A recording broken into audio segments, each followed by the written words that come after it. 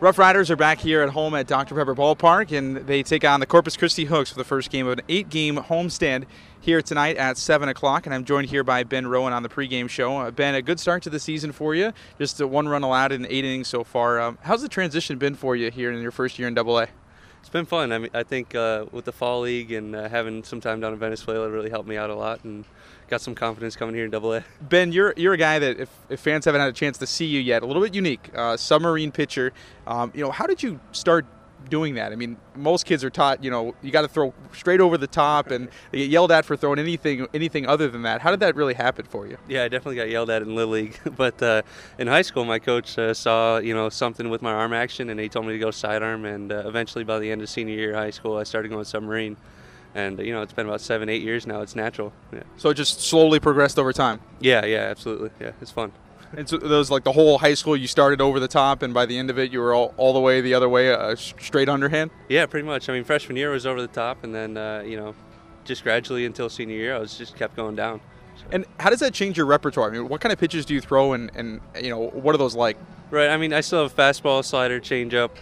My slider, I won't throw a pitch in the dirt. I really can't do that from down there. But I'm also working on a rise ball, which could be a new pitch in baseball. So, if I get it done right, it could be pretty fun. And how does that work exactly? I mean, what's different for the hitter as opposed to the fastball versus the rise ball? I mean, my fastball sinks, so I'll get a lot of ground balls, just like any other sinkerball pitcher. But then the rise ball, it'll start off on the same plane, but it'll just keep going up and kind of climb the ladder. There's not a lot of guys out there to learn from. How did you pick up the rise ball? That's something I've just messed around with, playing catch, and I figured why not bring it to the mound. So. And it's obviously worked well for you. You've been very successful, the minor league pitcher of the year last year, and you've had great success everywhere you've been, and off to a good start here. Now you had a chance also to face 3 pretty good major league pitchers in spring training. A lot of people have talked about it. You came in for the Rangers in a big league game against the Angels. You faced Trout, Pujols, and Hamilton. What were you thinking when you got called into the mound in that spot of all spots? Close game too. It was a spring training game, but you're facing 3 of the best hitters in the world. Yeah, that was awesome. I want to see how my stuff played against the best, and having those guys up there, you couldn't ask for anything better. And going up there, I kind of just had to trust my stuff, and I got there for a reason, and I just threw what I had, and I was pretty successful. So yeah. And was the first pitch real nerve-wracking, and then you were fine, or was it just nervous the whole way through? How were you on the mound out there? Was it just like any other game? Yeah, I tried to say that it was like any other game, but once I got down 3-1 on Pujols, I kind of got a little nervous, and I just threw my fastball, and I got to break his bat at 79 mile per hour fastball, so that's kind of cool. Have a lot of the guys talked to you about that since it happened? Not exactly. A lot of the guys around have had a chance to face those 3 guys and get them all out. Right. They asked me how I was feeling. Was my heart beating pretty fast? And I was honest with them. It was. So. Joined here by Ben Rowen, a reliever for your Frisco RoughRiders here. And Ben, you're a guy a lot like it's been made famous really by Chad Bradford. He was a guy that threw basically the submarine style.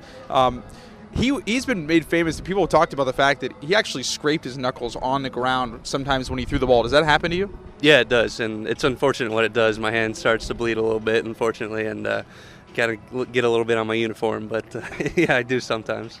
How does that affect the pitch? I mean, is that just basically a total waste pitch? Is it always out of the zone? Not all the time. Sometimes it kind of slows down the ball, kind of like a changeup, so it can be good. Okay, and it's not the only thing that's been bloody for you of late. You got some stitches in your chin. Took a ball, I believe, off your chest, right, and then hit you in the chin a couple games ago. Yeah, off my glove and then into my chin. So yeah. And how's that feeling? Well, what's the prognosis here? I still have the stitches in as of right now, but I should be getting them out here pretty soon. And it feels pretty good right now. Okay. And as a guy that potentially could play into the big league picture, you're not someone scouts come out and see the radar guns getting flashed and all those sorts of things. What is your perspective like on being overlooked and being a guy that is not your prototypical reliever coming out of the bullpen? Right. I mean, it's something I've had to deal with my whole career, kind of just throwing away my velocity and the radar gun, and I just go out there and do what I do and get ground balls. And anybody who really knows something about baseball knows that it's not really about the radar gun as long as you get outs any way you can. So. And do you ever throw overhand anymore when you're in the field? I mean, if you get a ground or two, we haven't seen too many this year. Are you always going to go underhand to first base? And no, I throw overhand, throwing to the bases. So yeah. So just on the mound? Yeah, just on the mound. Yeah. All right. Well, thanks a lot for your time, Ben, and good luck here the rest of the way. Yeah. Thank you. That was Ben Rowen here on the pregame show. We'll be back with more here on the Frisco RoughRiders Baseball Network.